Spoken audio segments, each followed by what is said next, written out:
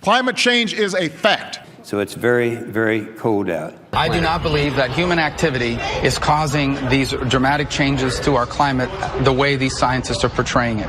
The debate on climate change should not be whether or not it exists. It's what we should do about it. The world's getting warmer because of human activity. That's a fact. The main obstacle, I guess, is the inherent kind of denial. There's a lot of confusion surrounding the words climate change, global warming, and sea level rise. A Google search of any of those terms brings up millions of results stating that it is and isn't real, that it is and isn't man-made. To better understand what sea level rise really is, or isn't, we need to start from the beginning.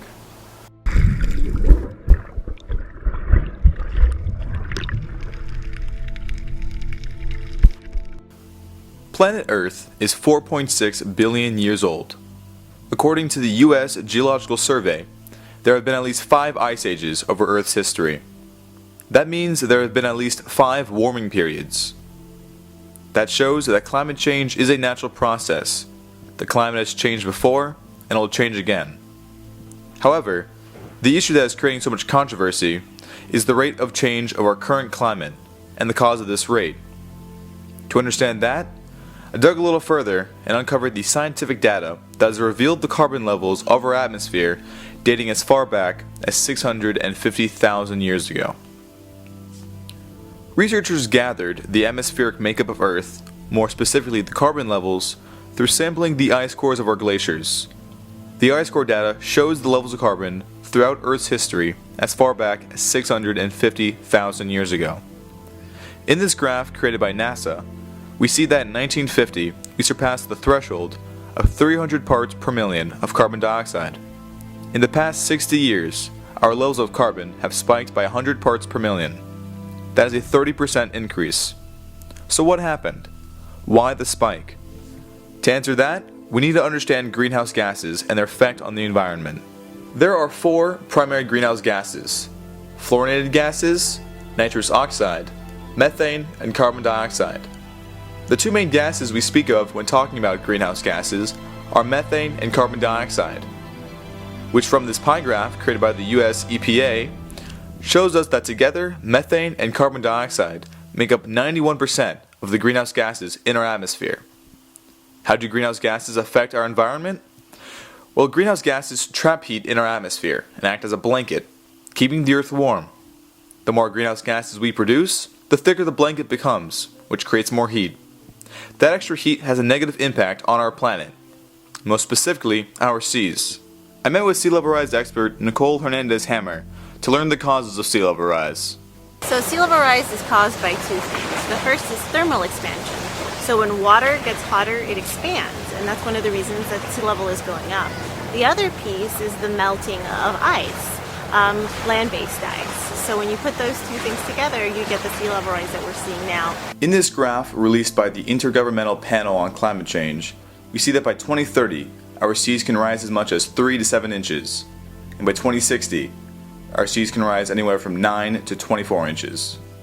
By the end of the century, as many as 300 million people worldwide are expected to be relocated due to sea level rise. For comparison, the United States has a population of 320 million. So how do we relocate an entire country's worth of people in an already heavily populated world? How do we combat sea level rise? We know there are some impacts of climate change that we can't avoid, and those are in the short term. And there are impacts of climate change that we can avoid in the long term. So you take 2 approaches to dealing with that. For the things that we know we can't avoid, we have to learn how to adapt and how to adapt responsibly. And then in the long term, we have mitigation, and that means trying to stop climate change. I traveled down to Miami-Dade County to meet with the county's Climate Change Advisory Task Force's chairman, the Honorable Harvey Rubin, to see how the county is combating sea level rise. Well, the most recent steps the county's taken is creating a task force which looked at the issue of sea level rise separate and apart from all other climate impacts, because it's a measurable, tangible, provable, non-debatable fact that the seas are rising. The first thing we must do as a society is adapt. I traveled down to Miami Beach, which is called Ground Zero for impacts of sea level rise, to speak with the city's Public Works Director Eric Carpenter and City Engineer Bruce Mallory to learn firsthand how the city is adapting to sea level rise. Miami Beach has had some significant impacts over the last 20 years due to sea level rise. We are a very low-lying city, and so just a minimal change in sea levels has a significant impact on how our streets and our drainage systems operate. We're actually, as we indicated earlier, ground zero. We're first front lines. The reason we're in the forefront is out of necessity. So we've taken a proactive approach to trying to deal with this situation. We've gone out and put one-way valves in our outfalls. We're looking at raising our streets. And then the other thing that we're looking to do is convert our gravity drainage system into a pump system. The big question is, are the adaptations working? Are they preventing sea level rise and flooding? We've already seen some significant improvements in some of our most flood-prone areas as a result of our initial activities. Having these check valves and these pump stations, South Beach was one of the first times in many, many years that we didn't see the flooding on the streets. Miami Beach has become a worldwide destination and contains some of the most upscaled real estate in the country. So how much money is the city spending to adapt to sea level rise? Right now, we are looking at approximately a $300 million program. So even if we're looking at over 30 years to as much as $50 billion, that's really, I hate to use the terminology, but a drop in the bucket. We look at what's exposed and what we may lose, which is about $6 trillion worth of built environment in the region, plus all the lives that are invested here. The city of Miami Beach is dealing with the immediate threat of sea level rise now, but are they doing enough to provide a sustainable future for the city? We've already started to implement these short to midterm solutions, which are the install of the pumps, the one-way valves, the raising of the streets. This, we believe, should buy us 50 years. As you all know, climate change is in motion. The effects of climate change and the sea level rise and other things that are coming are here. Even if we made environmental changes today, what's in motion will take many, many years to ever slow down. Adapting is a short-term answer, but we need to find a long-term solution to it. To find a solution, we need to know the source of the problem, greenhouse gases. The most common, carbon. So how did the carbon levels get so high? Where does carbon come from? Carbon is a natural element in all living things.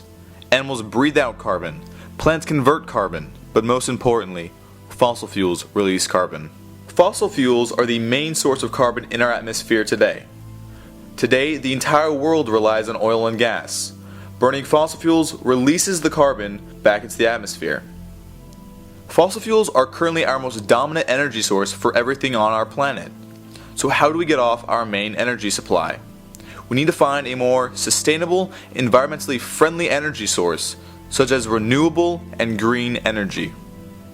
One of the more abundant sources of cleaner energy is compressed natural gas. NoPetro, a compressed natural gas company, was founded here in Florida, and I went down to their corporate headquarters in Coral Gables to speak with their co-founder and chief executive officer, George Herrera, about how compressed natural gas is being utilized to mitigate our dependence on fossil fuels. Compressed natural gas is an alternative primarily to diesel. So when I say primarily to diesel, it will replace petroleum from the medium and heavy duty sectors of the transportation industry. Miami-Dade County is now essentially taking that leadership role and very aggressively going to transition their transit bus fleet and their refuse fleet to natural gas. Compressed natural gas reduces the carbon dioxide emissions by 30% compared to diesel fuels. When you look at every single landfill across the country, what landfills are doing essentially is storing garbage, our waste, human waste. That waste is decomposing, and once it decomposes biologically, essentially, it becomes methane. Methane is natural gas, that's CH4. And so essentially by turning our garbage into methane, you have the ability of utilizing that methane once you capture it and turning it into compressed natural gas. And what's occurring today is that natural gas is just being flared up into the air. And that's a serious environmental hazard. And so what we're doing is we're going to capture that methane, put it into the pipeline, and then send it to the Miami-Dade County transit buses so that they can fuel on their own garbage. And so you can do that approach anywhere in the nation. anywhere in the world for that matter. Sea level rise is not a Miami issue, or a Florida or the United States issue. Sea level rise is a worldwide issue. Every country on every continent will be affected by sea level rise, and we as a planet need to find a solution. Miami Beach is an example of adaptation. No Petro is an example of mitigation. These are examples that can lead us to a brighter future, a future above water. We must adapt, we must mitigate, and we must save the planet.